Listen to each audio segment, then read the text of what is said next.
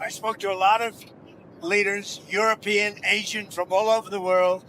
They're dying to make a deal. But I said, we're not going to have deficits with your country. We're not going to do that because to me, a deficit is a loss. We're going to have surpluses or we're at worst going to be breaking even.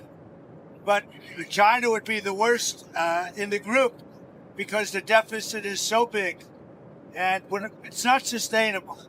And you know, I was elected on this. This was one of the biggest reasons I got elected was exactly because of this. And we're going to put tariffs. We've already put them on. It's not a question of we will. We're going to put them on. And those tariffs next year will make us $1 trillion. In addition to the $1 trillion, thousands of companies are going to relocate back into the United States. In North Carolina, already furniture people are starting to move back in. In Detroit and Michigan, which I won, because of what I said, what I'm telling you, car companies are starting to open up. In Indiana, a big one is under construction, as an example, Honda.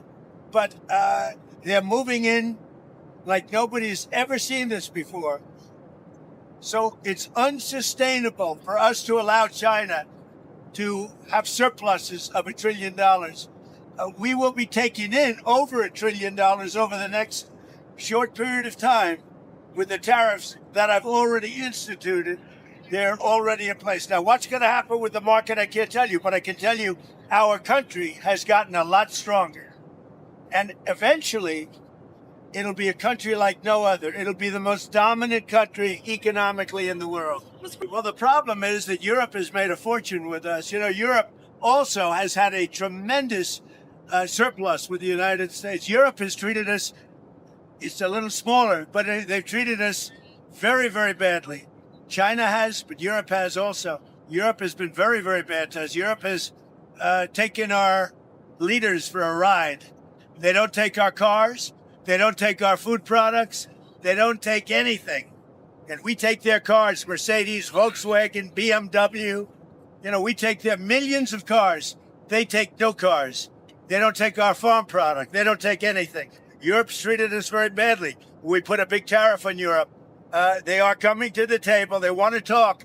But there's no talk unless they pay us a lot of money on a yearly basis. Number one for present, but also for past. Because they've taken a lot of our wealth away, and we're not going to allow it to happen. I've spoken to many countries. They all want to do it, just so you understand the power of what I'm doing. Every country is calling and being very solicitous of us. Very, very nice. They're being very nice. And we have to be able to justify. This is not sustainable. The United States can't lose $1.9 trillion on trade. We can't do that and also spend a lot of money on NATO in order to protect European nations. We cover them with military, then we lose money on trade. The whole thing is crazy. And I got elected on that basis. We explained it. You know, the American people understand it a lot better than the media. But the media understands it. And much of the media writes correctly about it. I must say, I don't think inflation is going to be a big deal because if you look at me, I took in hundreds of billions of dollars. This is not new to me. I took in during my 4 years hundreds of billions of dollars from China. And we also took in a lot of money from other countries, but in particular China, because it was just getting started. And we had no inflation. Who had inflation was Biden. Biden had the worst inflation in the history of our country. I had no inflation. We had a perfect country. We had no wars. I ended them all. I defeated ISIS. Everything was good.